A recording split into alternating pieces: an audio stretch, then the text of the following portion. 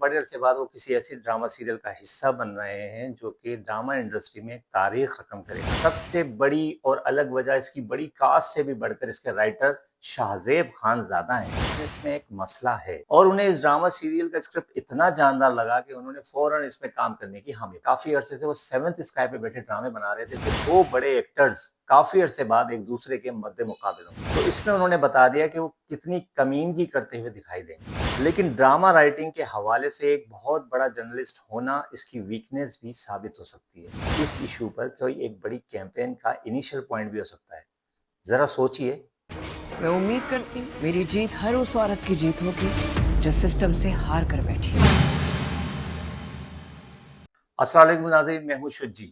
الگ T V کی اس video میں آج ہم بات کریں گے ایک نئی اور بالکل الگ ڈرامہ سیریل کے بارے میں۔ کیس نمبر 9 ہر بدھ اور جمعرات کی شب 8 بجے جیو ٹی وی پر پیش کی جانے والی ایک نئی ڈرامہ سیریل، جس کی بازگشت کی سب سے بڑی اور الگ وجہ اس کی بڑی کاسٹ سے بھی بڑھ کر اس کے رائٹر شاہزیب خان زادہ ہیں۔ جی ہاں، یہ وہی شاہزیب خان زادہ ہیں جنہیں آپ روزانہ رات 10 بجے کرنٹ افیئر کے پروگرام آج شاہزیب خان زادہ کے ساتھ میں دیکھتے ہیں۔ بحیثیت رائٹر یہ ان کا ڈیبیو ہے۔ صبا قمر جو کہ اس ڈرامے میں سحر کا رول ادا کر رہی ہیں، ان کے بارے میں مشہور ہے کہ جب وہ کوئی ڈرامہ یا فلم کرتی ہیں تو اس کی کہانی اور اسکرپٹ کے بارے میں بہت کنسرن ہوتی ہیں۔ لیکن بقول صبا قمر جب انہوں نے ڈرامہ سیریل کیس نمبر 9 کا اسکرپٹ پڑھا تو انہیں ایسا لگا کہ یہ کسی ایک ایکسپیرینس اور سیزن رائٹر نے لکھا ہے، اور انہیں اس ڈرامہ سیریل کا اسکرپٹ اتنا جاندار لگا کہ انہوں نے فوراً اس میں کام کرنے کی حامی بھری۔ اور فیصل قریشی جو کہ اس ڈرامہ سیریل میں صبا قمر کے اپوزٹ ایک مغرور عیاش بزنس مین کامران کا کردار ادا کر رہے ہیں، ان کا بھی کہنا ہے کہ بڑے عرصے بعد وہ کسی ایسی ڈرامہ سیریل کا حصہ بن رہے ہیں جو کہ ڈرامہ انڈسٹری میں تاریخ رقم کرے گا۔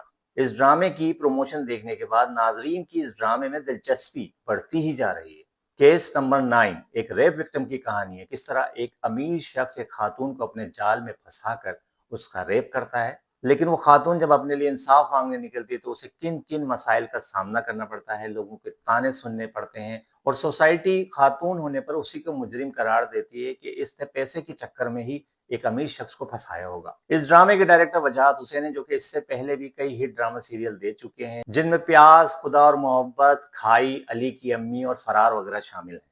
عبداللہ قادوانی اور اسد قریشی اس ڈرامہ سیریل کے پروڈیوسر ہیں۔ کافی عرصے سے وہ سیونتھ اسکائی پہ بیٹھے ڈرامے بنا رہے تھے، لیکن شکر ہے کہ انہوں نے زمینی حقائق اور سوشل ایشوز پر بھی ڈراموں پر کام کرنا شروع کیا۔ اس ڈرامہ سیریل کے مزید اداکاروں میں آمنہ شیخ، گوہر رشید، جنید خان، رشنا خان، ہنا بیات، نور الحسن اور نوین وقار وغیرہ نمایاں ہیں۔ اگر بات کریں صبا قمر کی تو کافی عرصے بعد جیو ٹی وی کی کسی ڈرامہ سیریل میں اپنی اداکاری کے جوہر دکھاتے ہوئے نظر آئیں گی۔ ساتھ ہی ساتھ اگر فیصل قریشی کی بات کریں تو میرے خیال میں وہ ایک بہت ہی زبردست اداکار ہیں۔ انہیں کافی عرصے بعد کسی ایسے ڈرامہ سیریل میں ہم دیکھیں گے جس میں انہیں اپنی اداکاری کے بھرپور جوہر دکھانے کا موقع ملے گا۔ حال ہی میں بہروپیہ ڈرامہ سیریل میں انہوں نے اپنے کردار میں کافی جان ڈالنے کی کوشش کی، لیکن ویورز کی جانب سے انہیں خاطر خواہ رسپانس نہیں ملا کیونکہ اس کردار میں کافی خامیاں تھیں۔ اگر یہ کہیں تو غلط نہیں ہوگا کہ دو بڑے ایکٹرز کافی عرصے بعد ایک دوسرے کے مد مقابل ہوں گے۔ جہاں تک دوسرے اداکاروں کی بات کریں تو نو ڈاؤٹ گوہر رشید ایک بہت ہی زبردست ایکٹر ہیں اور وہ اس ڈرامہ سیریل میں پولیس والے کا کردار ادا کر رہے ہیں۔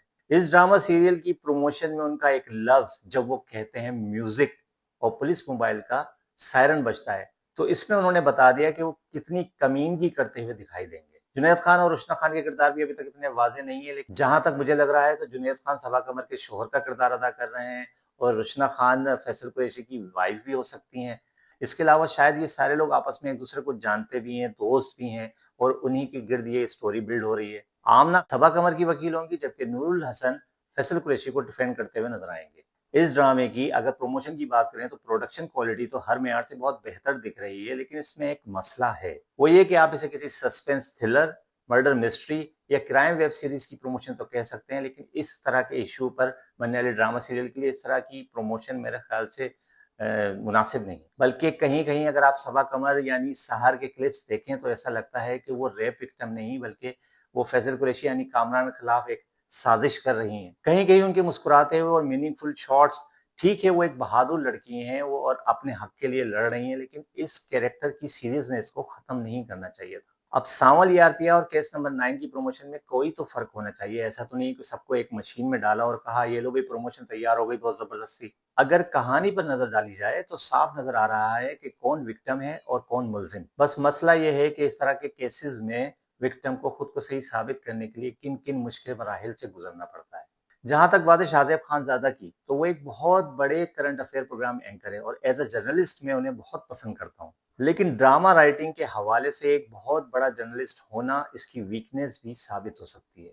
सेलिंग पॉइंट ऑफ व्यू से तो ये बहुत अच्छा है कि भाई शाहजेब खानजादा जो कि कितने बड़े प्रोग्राम एंकर है, उन्होंने ड्रामा लिखा है और हमें ऐसे सराहना भी चाहिए कि उन्होंने कुछ अलग करने की कोशिश की। लेकिन डायलॉग बड़े सीधे सीधे और आमियाना होंगे जिस तरह से एक जर्नलिस्ट आम फैन जबान में लिखता है, और इसकी मिसाल आपको प्रमोशन में दिखाई दे ही रही होगी। बहुत ज्यादा एक्सपेक्टेशन लगाने से मसला भी हो सकता है। इस ड्रामे में खबरियत का अंसर भी काफी दिखाई देगा, जिस तरह से शाहजेब खानजादा खबर के तमाम पहलुओं को दिखाने में अपना मलका रखते हैं। अब करें भी क्या, साथ एक अच्छा डायलॉग राइटर रखते तो उसका बजट भी रखना पड़ता। हालांकि दुनिया भर में ऐसा होता है कि 2-3 लोग मिलकर कोई अच्छा ड्रामा सीरियल या फिल्म लिखते हैं।